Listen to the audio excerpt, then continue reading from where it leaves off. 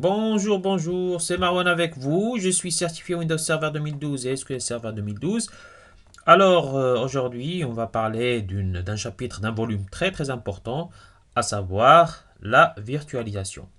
Donc, rappelez-vous, on avait vu la dernière fois, lors du volume 1, l'installation de Windows Server via les options Core et via les options graphiques et comment switcher entre l'option Core et l'option graphique en s'entraînant grâce aux commandes PowerShell et grâce au gestionnaire du serveur. Bien sûr, on avait vu quelques options de post-installation, comment renommer notre serveur, comment rajouter notre serveur, donc ajouter un nom, chercher en fait donc le time zone au niveau du gestionnaire du serveur, chercher en fait l'adressage IP, tout ça, donc dans le gestionnaire du serveur, comment configurer en fait notre serveur en post-installation. Après, dans le deuxième grand volume, on avait vu comment gérer les permissions. C'est très important. C'est quoi les permissions NTFS? Surtout, lors du premier volume, on avait vu que les fichiers ou un disque dur qui est partitionné et formaté en système de fichiers NTFS, donc on peut après acquérir des permissions qu'on nomme des permissions NTFS, c'est-à-dire des permissions dont les utilisateurs ont le droit d'écriture ou de lecture ou pas. C'est des permissions en fait d'accès, ce qu'on appelle l'autorisation. Parce qu'il y a une différence entre autorisation et authentification. Authentification, c'est lorsqu'on introduit un mot de passe, pardon, c'est-à-dire qui tu es. Et l'autorisation, qu'est-ce que tu veux faire. D'accord? Donc on avait vu bien sûr à part ça l'architecture Windows de l'impression. Et maintenant on va voir donc un grand chapitre qu'on appelle un grand volume qu'on nomme la virtualisation. Alors rapidement pour la virtualisation, donc ce qu'on va voir en fait grosso modo dans ce gros volume, c'est l'architecture de la virtualisation, c'est-à-dire comment est utilisée la virtualisation en général, pas nécessairement sous Windows, sous Microsoft, mais la virtualisation, l'architecture en général, comment elle est utilisée. Comme notamment chez les concurrents, chez VMware ou d'autres concurrents, Microsoft utilise les mêmes principes. Les mêmes principes, à savoir, donc il y a deux grands types d'architecture. Au niveau de la virtualisation, il y a le type 2 et le type 1. Donc on va voir un petit peu plus en détail c'est quoi le type 2 et c'est quoi le type 1. Tout simplement, le type 2, c'est pour donc, les besoins lab et le type 1, c'est lorsqu'on met notre serveur réel en production. Les types 2, c'est surtout lorsqu'on interagit avec la couche Windows. Le type 1, c'est lorsqu'on interagit avec la couche d'abstraction hardware. D'accord? Donc après, on va voir l'implémentation de l'hyperviseur. Parce qu'après avoir donc nous, ce qu'on va travailler après, bien sûr, c'est avec le type 1. Parce que c'est le type qui est utilisé pour la prod, pour les serveurs de virtualisation. Comment on va implémenter un hyperviseur? Un hyperviseur, c'est tout simplement lorsqu'on a introduit le type 1, c'est la couche d'abstraction hardware, c'est-à-dire que c'est la couche qui relie les machines virtuelles à la couche hardware, c'est-à-dire la couche hardware, à savoir la carte mère qui contient le processeur, qui contient le disque dur, qui contient la carte réseau, qui contient les barrettes mémoire, etc. Donc tout simplement la couche d'abstraction hardware qui interagit avec l'hyperviseur qui communique avec les machines virtuelles. Donc l'hyperviseur, comment il sera installé? Il sera installé via un rôle dans le gestionnaire du serveur qu'on appellera le rôle Hyper-V. Bien sûr, on peut l'installer sous le gestionnaire du serveur, comme on peut l'installer sous les commandes PowerShell. Donc on va voir un petit exemple sous les commandes PowerShell aussi, comment installer ce rôle important, le rôle Hyper-V qui permet de créer l'hyperviseur qui va communiquer entre la couche d'abstraction hardware et les machines virtuelles qu'on créera plus tard. Après, on va voir bien sûr dans un serveur qu'on appelle serveur Hyper-V. Vous pouvez le télécharger vous-même, c'est un serveur freeware. Un serveur freeware, c'est-à-dire que vous pouvez télécharger, il installe juste le rôle Hyper-V, tout simplement. Juste le rôle Hyper-V et vous pouvez manipuler et installer des machines virtuelles dessus. Donc c'est un OS qui est freeware, donc qui est téléchargeable, qui n'est pas payant. Et voilà, donc qu'on appelle Hyper-V Server en anglais, ou serveur Hyper-V que vous pouvez le retrouver dans le store de Windows. Je crois, comme je l'ai envoyé dans les liens, auparavant j'ai envoyé en fait Eval Center. Vous pouvez le trouver dans Eval Center, mais c'est une version qui est gratuite. qu'on appelle l'OS, qu'on appelle Hyper-V Server en anglais ou serveur Hyper-V en français. Et vous pouvez le retrouver pour le télécharger et manipuler dessus pour travailler. Sinon, si vous avez déjà Windows Server 2012 installé, à savoir donc juste une chose très importante, euh, l'Hyper-V est uniquement avec les éditions standard et Data Center, tout simplement. Donc l'édition standard de Windows Server 2012 et l'édition Data Center de Windows Server 2012. Donc c'est là où on trouve l'Hyper-V, où on trouve la virtualisation, où on peut manipuler, créer des machines virtuelles dessus, donc juste via ces deux éditions. Les autres éditions ne marchent pas. Après, on va voir l'aperçu du gestionnaire Hyper-V. Bien sûr, après avoir créé l'hyperviseur, on va avoir un gestionnaire sous l'outil dans le gestionnaire du serveur, donc qu'on appelle gestionnaire Hyper-V. Ce gestionnaire Hyper-V va nous permettre surtout de créer des machines virtuelles et de configurer nos machines virtuelles, c'est-à-dire d'attacher notre carte réseau, notre disque dur virtuel, d'allouer des barres d'espace mémoire et quoi encore. Plein d'autres choses qui nous permettent en fait de créer vraiment des machines virtuelles, de les paramétrer, de les configurer comme si elles sont de vraies machines. Après, on va voir bien sûr, après avoir créé les machines virtuelles, comment installer les OS dessus. C'est quoi le Guest Integration Service? Tout simplement, Guest Integration Service, c'est des pilotes intégrés aux machines virtuelles qui nous permettent de bien gérer les machines virtuelles. Surtout sous l'OS Windows 8 ou Windows 10 ou Windows 2012, il y a déjà le Guest Integration Service intégré dessus. C'est-à-dire quand on installe des machines virtuelles et on installe des OS Windows 8, Windows 10, Windows 2012, donc il y a déjà des pilotes préinstallés dessus qui nous permettent de faciliter la tâche. Sinon, si ce sont des versions précédentes de Windows, il faut télécharger donc le Guest Integration Service du store Microsoft qui est adapté à la version de Windows pour que la machine virtuelle fonctionne correctement. On va voir un petit peu plus en détail ça. Bon, bien sûr, après on va voir, donc après avoir créé des machines virtuelles, on va voir donc la configuration des mémoires et pagination, quelques astuces, quelques pièges à ne pas tomber dessus. Donc moi en fait, lorsque je vais créer une machine virtuelle, je vais vous montrer donc comment allouer des mémoires et comment ne pas risquer de tomber dans des pièges qui risquent de en fait de bouffer toute la mémoire et de bloquer en fait la création d'autres machines virtuelles. Après, on va voir bien sûr analyse des ressources utilisées par les machines virtuelles. Ça, en fait, tout simplement, c'est très important. C'est lorsqu'on crée une machine virtuelle, on doit en faire un monitoring dessus. Quand on fait un monitoring dessus, c'est-à-dire que on doit savoir analyser les ressources que cette machine consomme. Qu'est-ce qu'elle consomme comme processeur, qu'est-ce qu'elle consomme comme mémoire, qu'est-ce qu'elle consomme comme bande passante. C'est très important au niveau des bandes passantes, surtout ceux qui travaillent sur les administrateurs réseau surtout, parce qu'il y a les administrateurs système et administrateurs réseau.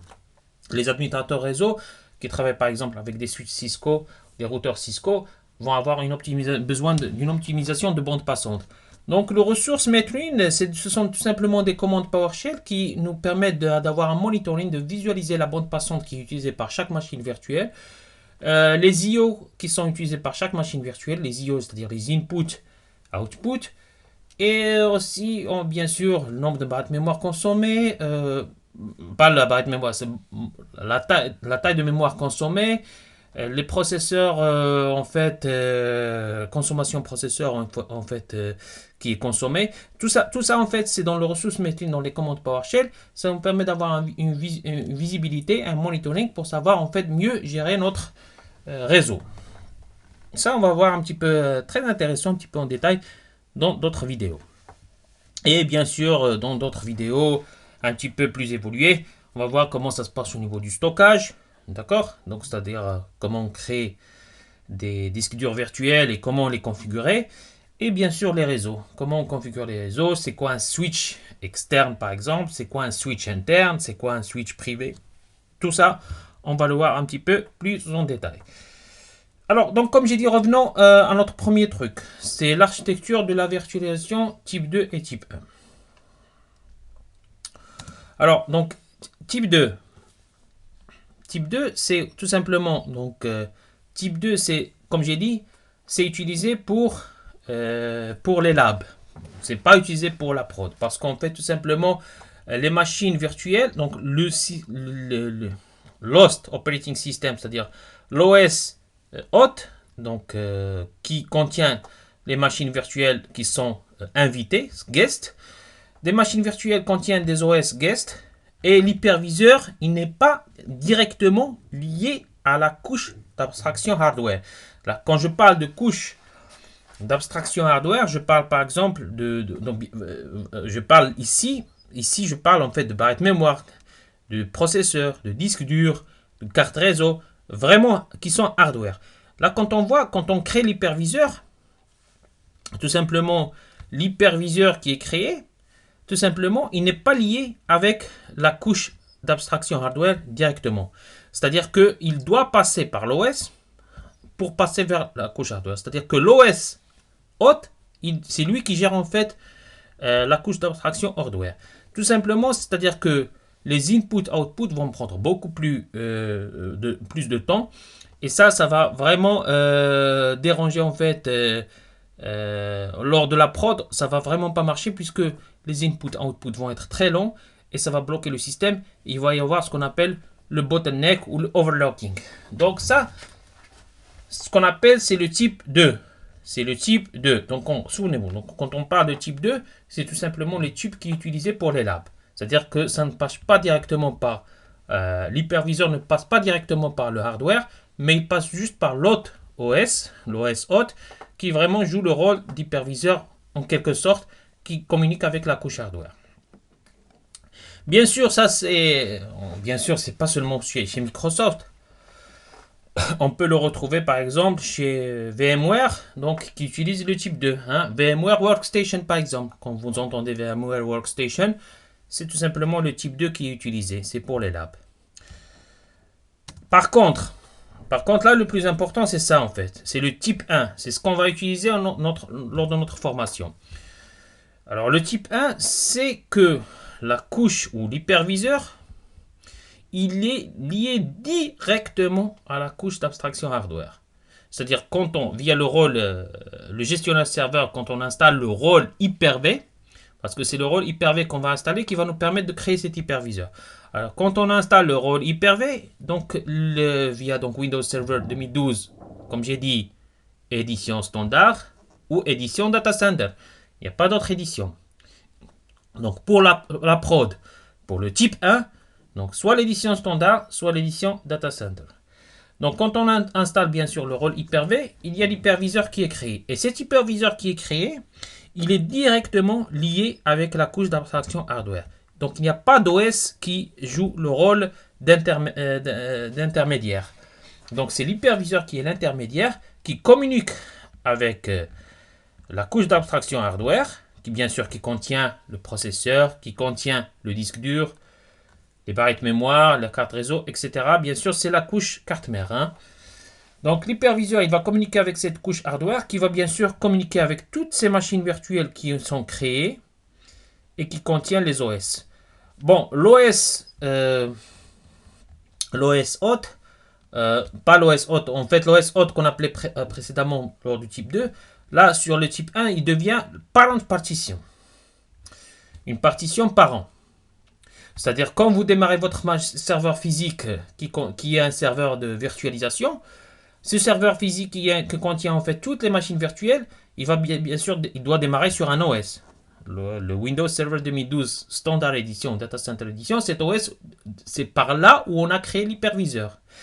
Cet OS, d'où on a créé l'hyperviseur, où on a créé on a lancé le rôle Hyper-V pour créer l'hyperviseur, on appelle l'OS, on l'appelle Parent Partition. Et cet OS, il ne va plus jouer le rôle d'intermédiaire. Il ne va plus jouer le rôle d'intermédiaire. Tout simplement, il sera comme les autres OS, mais tout simplement, on va l'appeler Parent Partition, c'est parce que c'est par là qu'on aura la visibilité pour d'autres machines qu'on appelle Child Partition ou partition enfant.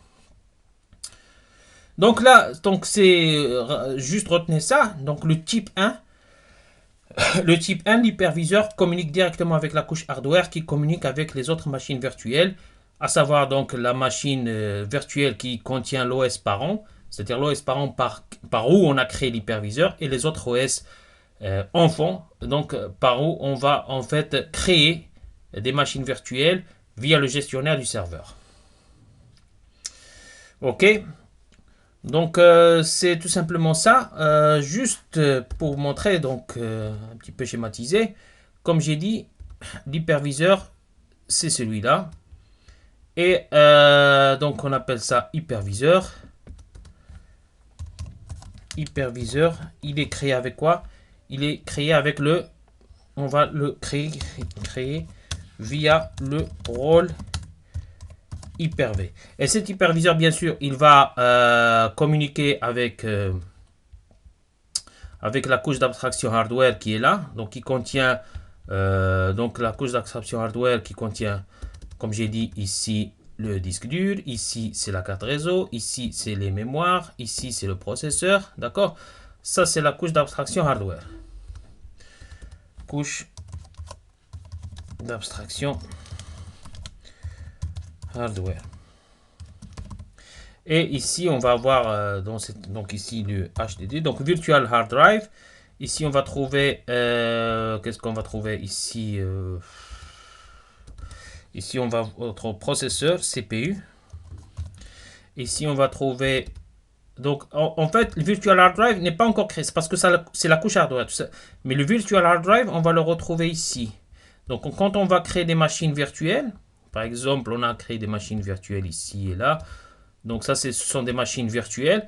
C'est là où on va, donc ces machines virtuelles, elles vont prendre de cette couche d'abstraction hardware, à savoir donc CPU, on va dire celle-là c'est la mémoire, même, et celle-là c'est carte réseau. Hein, d'accord? Nick. Donc les machines virtuelles, donc toutes les machines virtuelles qui sont là vont bien sûr prendre une partie de cette couche d'abstraction hardware. Comment elles vont prendre cette partie de cette couche d'abstraction hardware? Elle va la prendre via donc l'intermédiaire qui ont l'hyperviseur. C'est l'hyperviseur qui va, c'est-à-dire comme si cette machine va me dire, tiens, je voudrais une partie du disque dur, ce qu'on ne va pas appeler virtual hard drive, je voudrais une partie du processeur, je voudrais une allocation mémoire, et je voudrais bien sûr une carte réseau virtuelle.